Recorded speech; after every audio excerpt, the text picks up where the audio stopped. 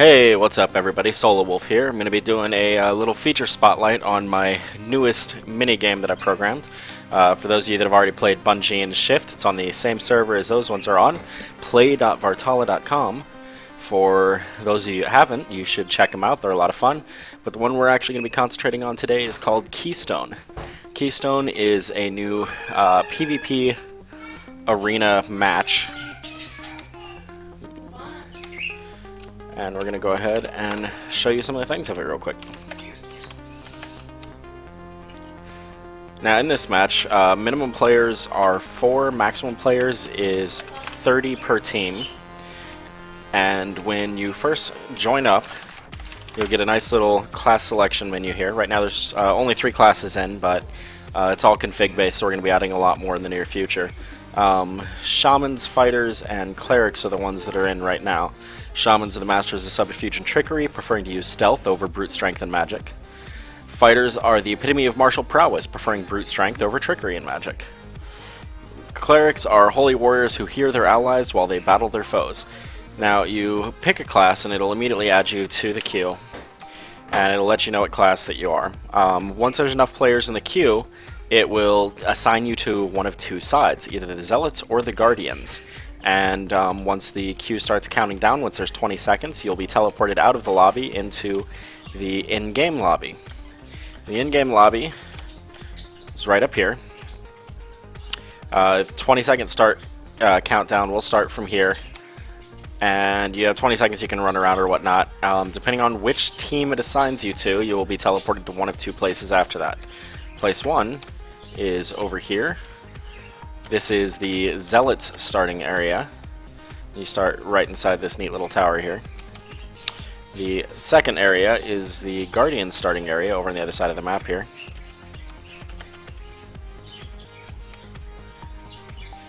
And Guardians start right inside here.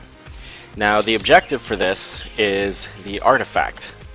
The artifact in the center of the map, all the way off to the side over here, there will be a glowstone block that spawns over here.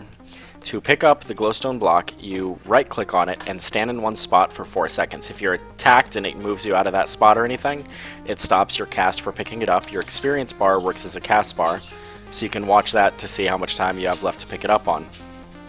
But you spend your 4 seconds, you pick it up, and we actually use the scoreboard system for this. Over on this side of your screen, you'll have a score tracking how many points your team has gained from holding the artifact. First team to 300 points, or 5 minutes total of holding the artifact, wins. Otherwise, each team has a 100 reinforcements. If you manage to get rid of a team's entire reinforcements count and kill the remaining players, you can win in that way also. Now, when making this, my goal was to make gameplay as quick as possible without being unbalanced, and one of the things I hate is dying and having to hit the respawn button and going through that process. So instead what happens is when you would die, you are instead teleported up to here and completely healed in this area. After 12 seconds, it will teleport you to your starting zone if you're still within this area. However, you can leave if you come over here and jump down off the side somewhere, find a safe spot to jump into. There's water all over the place. You know, as long as you land in a safe spot there or whatnot. As long as you are no longer up on that platform, then it won't teleport you to your starting area, so you can use it as a quick way to get back to the map. Otherwise, if your team is currently in possession of the artifact, or if no team is in possession of the artifact, you spawn right back in your normal starting area. However, if your team is not in possession of the artifact, if the opposite team has it, you instead spawn where the artifact does. Now, when a player who's carrying the artifact dies, they will drop the artifact where they're standing, and it will stay there for 15 seconds. If someone picks it up in that time, just gameplay continues. However, if no one picks it up within that 15 seconds, it will disappear and respawn inside the entrance here. So the goal for this game is kill the other team as much as you can while trying to keep track of an artifact that you have to hold on to. Now this one actually has a bit of storyline to it. The whole point behind the artifact, the KeyStone as it's called, is long time ago, a evil deity was locked away within inside a prison, and this artifact is the key to opening that prison.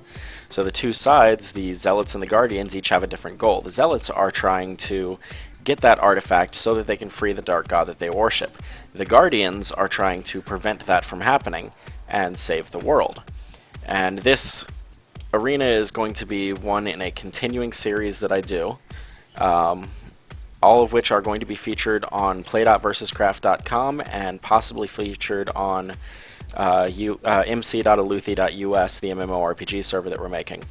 But the way the continuing arenas work is we are keeping track of total team wins, whether Zealots or Guardians win, and whichever team gets up to 5,000 wins first is going to dictate which the next arena is. The next arena after this is going to be a capture and defend style arena, where you will have two teams, one of which will be defending a certain point, the other ones will be trying to capture that point. If the Guardians win, for instance, the Guardians are going to have a nicely fortified base, probably different traps and defenses and stuff that they can use to try to keep the Zealots out, with the artifact in the middle. And the Zealots will have to try to break into it, and they will get like siege weapons and things like that to try to get in. The reinforcement system will stay throughout all of the different arenas that are made in this style, but the capturing the artifact, or the way that the follow-up arenas work, will be different.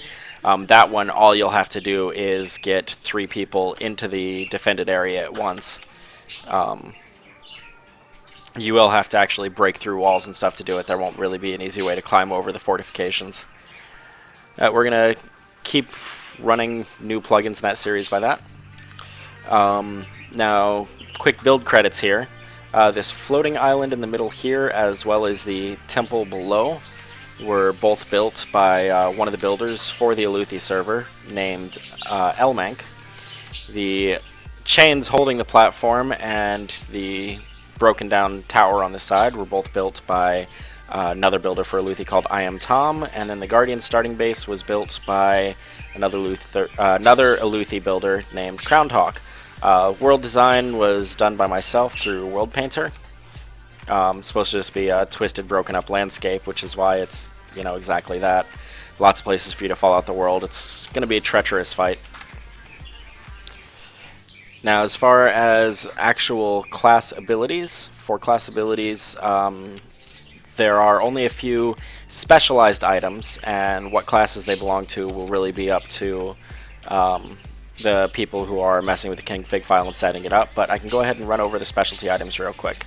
First off, we have the blow dart gun. The blow dart gun is a sugarcane item in-game that shoots an arrow off, and that arrow will poison people when it hits them.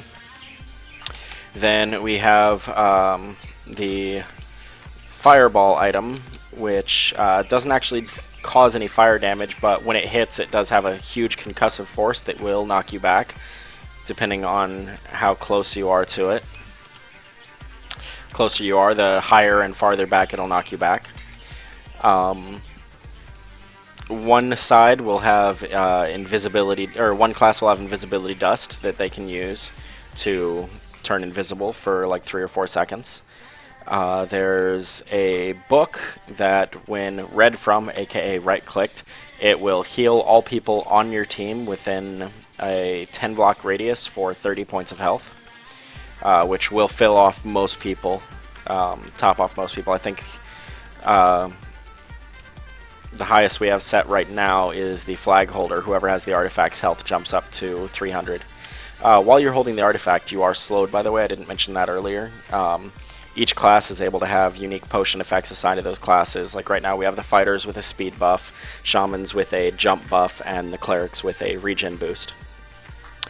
Speaking of regen, another one of the custom items is a feather that you can use to right-click on a teammate, and it will cast a regeneration buff on them, giving them a regen 2 for like 4 seconds or something like that. Now, all of the specialty items do have cooldowns on use, so after you use them, you will have to wait a while before you are able to use them again.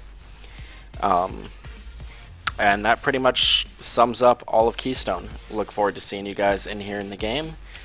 And if you ever have any questions, just get a hold of me. I'm usually on the server, and I'm more than happy to answer them. I'm also more than happy to take suggestions.